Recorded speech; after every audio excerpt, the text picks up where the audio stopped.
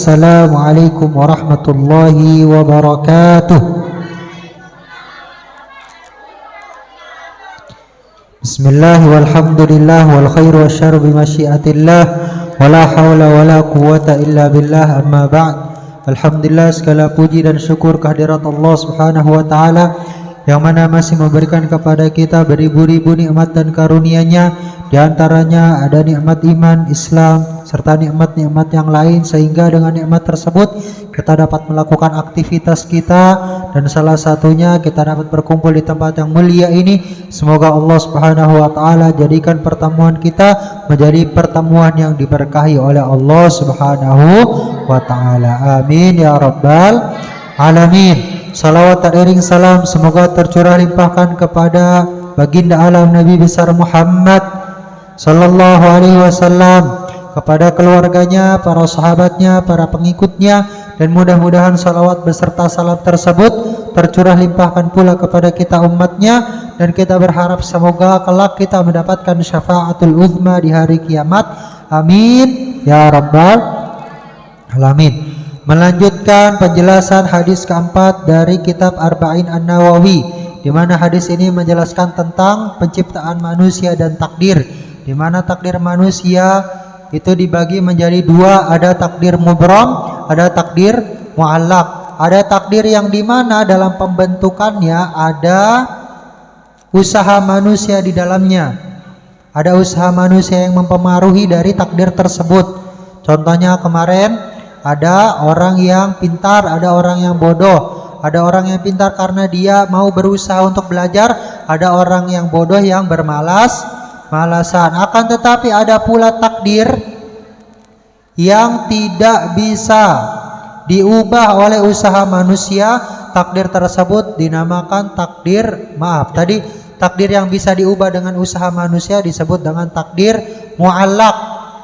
Takdir yang tidak dapat diubah oleh usaha manusia disebut dengan takdir mubram. Apa hikmah dari Allah Subhanahu wa taala menjadikan takdirnya ada yang mampu diubah oleh manusia dengan usahanya, ada yang tidak?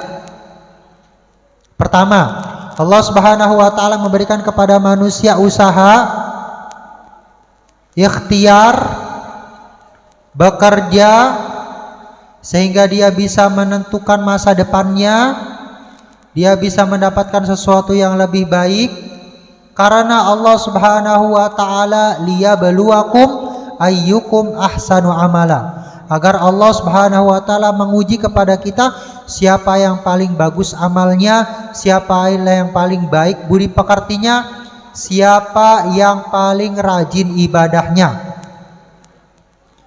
Agar kemudian dari amal kita, dari ikhtiar kita, dari usaha kita, Allah Subhanahu wa taala memberikan pahala yang banyak. Jadi al-ajru biqadri ta'ab. Pahala yang Allah Subhanahu wa taala berikan kepada kita tergantung kadar kesulitan amal kita, tergantung kadar besarnya usaha kita. Semakin besar usaha yang kita lakukan, semakin berat ujian yang kita hadapi, maka semakin besar pula pahala yang kita dapatkan. Adapun hikmah, ada beberapa takdir yang mana walaupun manusia berusaha banting tulang peras keringat bos maksimal mungkin, tapi nggak bisa diubah oleh manusia.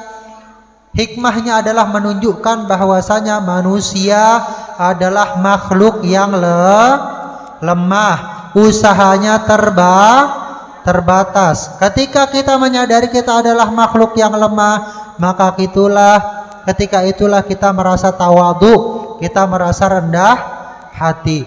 Disitulah kita kemudian menyadari bahwasanya ada makhluk yang maha kuasa, yang berkuasa atas kita. Ada zat yang maha kuasa yang berkuasa atas kita, itulah Allah Subhanahu wa taala. Jadi di sisi lain Allah Subhanahu wa taala berikan kepada kita usaha di dalam takdir kita, agar Allah Subhanahu wa taala menguji kita. Liyabluwakum ayyukum ahsanu amala, siapa dari kita yang amalnya paling baik, usahanya paling bagus, ibadahnya paling rajin. Di sisi lain ada takdir yang tidak bisa diubah oleh manusia sebesar apapun usahanya. Agar apa? Agar kita merasa bahwasanya diri kita adalah makhluk yang lemah. Agar kita kemudian merasa tawadhu, rendah hati, bahwa sekuat apapun tenaga kita, sebanyak apapun harta kita, seluas apapun kekuasaan kita, maka kita pasti akan tunduk di hadapan kuasanya Allah Subhanahu wa ta'ala. Bayangkan Fir'aun itu sebab kenapa dia mengaku menjadi Tuhan, karena dia menguasai dari ujung matahari terbit sampai tempat ujung matahari terbenam, semuanya dia yang kuasai. Jadi kita nih kalau ngelihat ujung matahari terbit sampai ujung matahari terbenam, itu Fir'aun menguasai luasnya bumi seperti itu. Kemudian Fir'aun adalah orang yang gak pernah sakit. Bayangkan, dia gak pernah sakit, dia orangnya kuat, dia berkuasa dari ujung hingga ujung bumi. Makanya itulah dia merasa bahwasanya dirinya lah yang paling kuat, dirinya lah yang paling berkuasa, kemudian dia mengaku sebagai Tuhan. Tapi lihat, sebesar apapun kuasanya, sebesar apapun wilayah kekuasaannya, sebesar apapun kekuatannya, lihat, ketika Allah Subhanahu wa ta'ala mentakdirkan ia untuk wafat, mentakdirkan ia untuk mati, maka bagaimana akhir hidupnya? Ia tenggelam di laut merah. Jadi walaupun ketika hidupnya Fir'aun berkuasa, gak ada satupun orang yang mampu untuk melawannya, ketika dia berhadapan dengan kekuasaan dan takdir Allah Subhanahu wa ta'ala, maka Fir'aun tidak mampu. Bagaimana dengan kita yang rumah kita aja, jangankan sampai dari ufuk timur ke ufuk barat, kita ngelangkah 10 atau 20 langkah saja sudah rumah orang. Kita sakit-sakitan tiap tahun pasti ada sakitnya, entah itu pilek, batuk, mencret dan sebagainya. Maka ketika kita sakit, kita sadar, oh ya Allah, saya adalah hambanya yang lemah. Bahkan pada makhluk yang kecil saja, bahkan ketika saya dihinggapi makhluk yang kecil berupa virus, penyakit dan sebagainya, saya jadi lemah. Karena itulah kemudian saya menghamba kepada Allah Subhanahu wa ta'ala, Zat yang Maha Kuasa. Itu hikmah daripada dua macam takdir tersebut. Nah, kemarin Pak Wildan janji akan menceritakan beberapa kisah yang mana ada orang, dia ketika di mayoritas umurnya dia beramal soleh, akan tetapi nasib buruk menimpanya, dia mati dan wafat dalam keadaan su'ul khotimah. Sebaliknya ada orang yang kemudian mayoritas umurnya dia habiskan dengan kekufuran, dengan kezaliman, akan tetapi di akhir hayatnya dia wafat dalam keadaan membawa iman, dalam keadaan husnul khotimah. Ini ada kisah cinta yang tragis. Kisah cinta yang tragis. Jadi dulu ada dua insan yang saling mencintai, akan tetapi cintanya terhalang karena beda agama. Cintanya terhalang karena beda agama.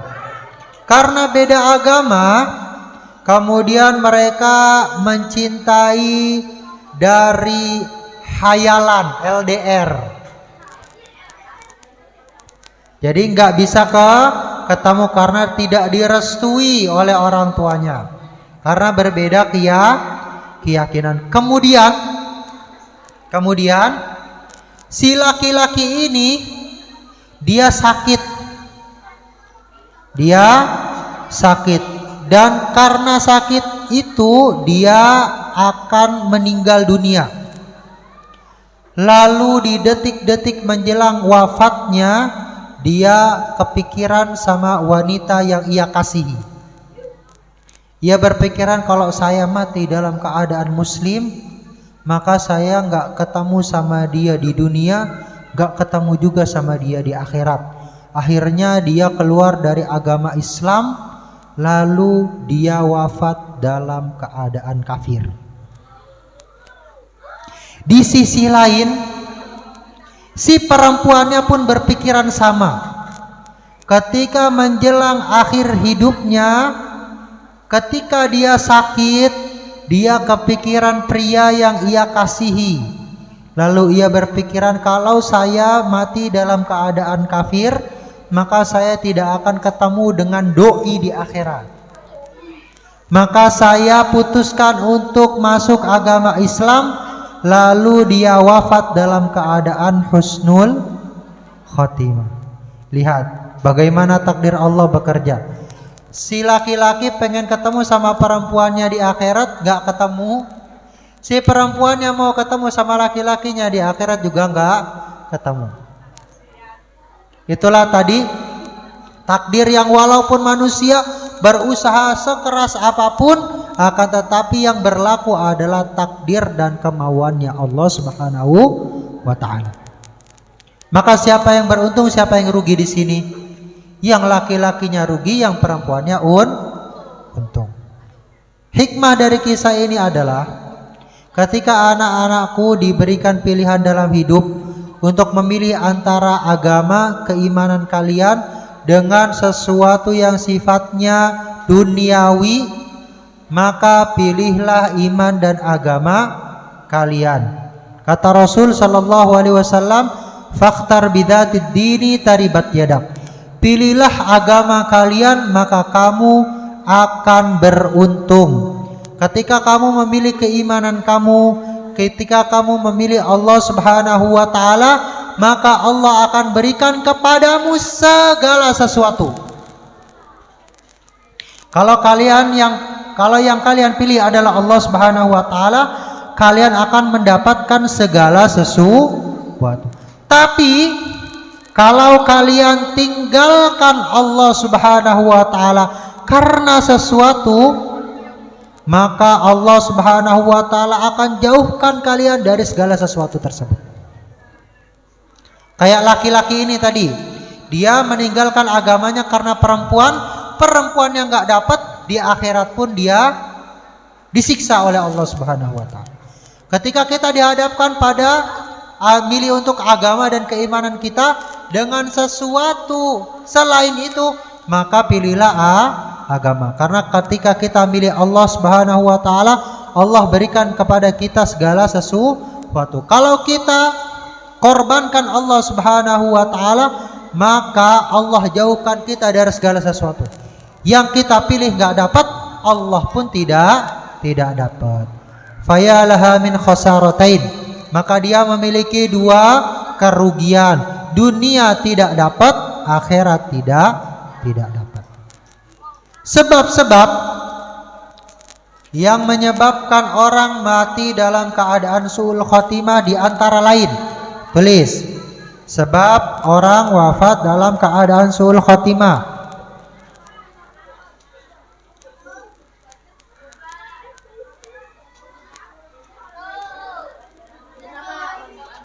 Udah? Sebab orang wafat dalam keadaan su'ul khotimah. Yang pertama, menyepelekan sholat.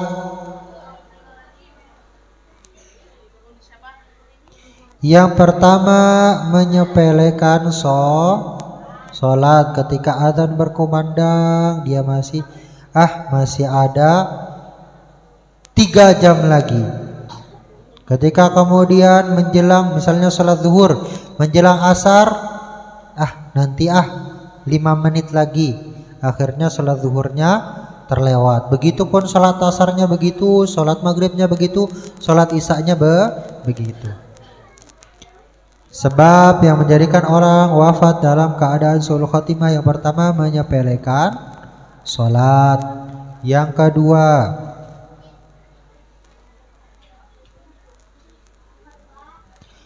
makan, mengkonsumsi makanan dan minuman yang haram. Mengkonsumsi makanan dan minuman yang haram. Yang ketiga, suka menyakiti orang lain.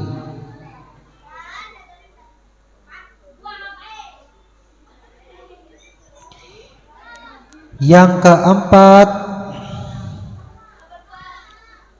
durhaka terhadap kedua orang tua.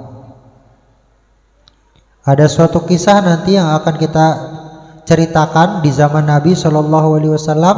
Ada orang yang hampir wafat dalam keadaan su'ul khotimah karena dia pernah durhaka kepada ibunya. Bagaimana kisahnya akan kita ceritakan pada pertemuan yang akan datang. Wallahu a'lam